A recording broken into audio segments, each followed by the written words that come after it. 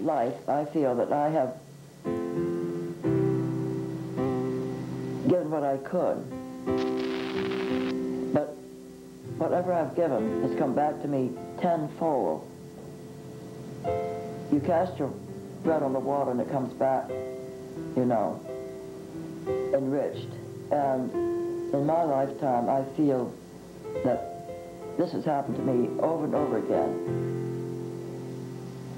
I never do something that I don't receive back, full award and more, in every way than what I put into it myself. And I think if you think about most of these things that happen to you, the good things, most people would feel that way. And I think it's very important to feel that way, because then you are appreciative and you don't take anything for granted. And everything that comes to you is new and beautiful, as though it never happened before. And that makes life very worthwhile. Makes life happy and a place where you can grow and feel very comfortable. Mother was from an old family in the Eastern Shore of Virginia. My father's mother was from an old family who goes back to the Pilgrims. So the family is pretty American all the way through. My father had a chance to go to either Alaska or New Mexico, and it turned out that he went to New Mexico, the territory in those days.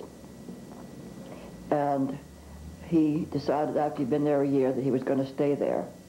He went out in a government position and had gone through law school, decided he would stay in New Mexico and start a law practice.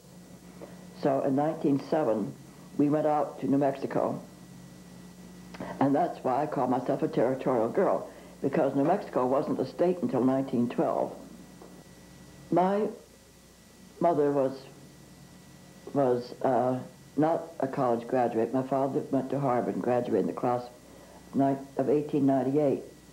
But she was very equal to him in so many, many ways, and he was always amazed that she could do all the things she could do, and intellectually also, because she hadn't gone to college. His sisters had all gone to college, and he was always amazed that she was able to keep up with him the way she did. And they did a great deal of entertaining. They had, if anybody came to Santa Fe for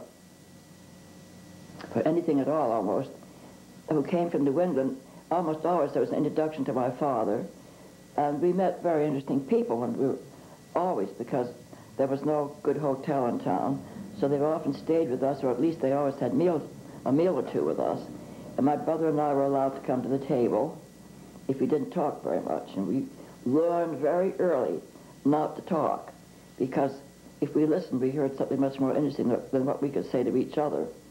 And I learned a lot about history from that, because in those days, people who didn't live what we would think today was very far away, because we didn't have automobiles, would come to Santa Fe, and they'd spend the night with us. And there were often men who had been part of the history of New Mexico. So I think, in a way, we had a great deal, many advantages. So that I was brought up with the idea of women going into politics and speaking their piece and being heard as much as men. My father had great respect for women through his mother's training and through his own beliefs. Life, of course, was very different. In the first place, we could go any place in town alone, perfectly safely. We were told not to go beyond city limits because children sometimes got lost if they wandered off into the hills. We have foothills around Santa Fe, and then the mountains are behind that. But there are very few roads.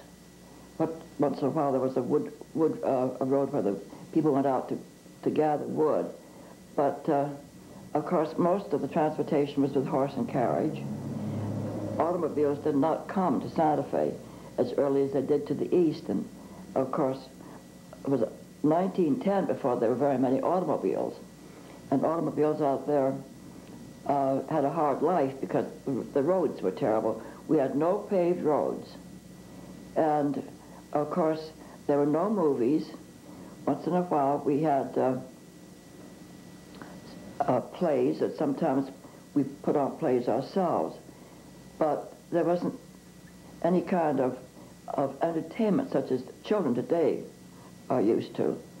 But of course, you don't know any different, so you make your own good times. We were I was part of a group of 3 or 4 girls, and then sometimes there were 10 of us, but usually there were about 4 or 5 of us, and we grew up together, and we spent the night with each other and did things like that. And my brother was a year and a half younger than I, which in those days seemed a lot younger. We had pets. We had a dog and a cat. We had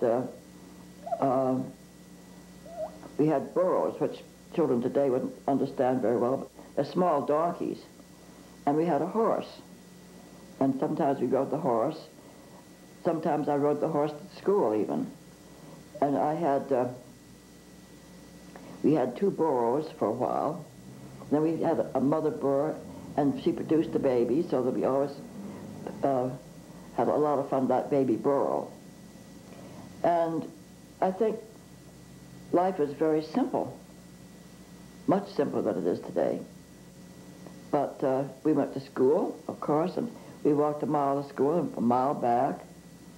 And we came home for lunch and went back to school after lunch. So I guess we had plenty of exercise that way. But there was nothing like swimming. There was no swimming pool. There was a pool that was used for irrigation with a muddy bottom to it. That's where I learned to swim. And I wasn't supposed to go there and get into that water, but I used to do that. And I learned to swim there.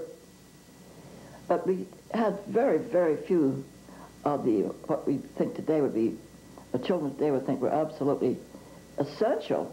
We just didn't even know about them. I think we had about 2 tennis courts in the town. There were only 6,000 people in the town.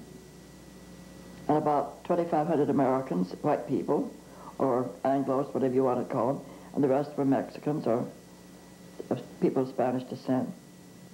The summer that the Girl Scouts camped in Los Alamos Canyon,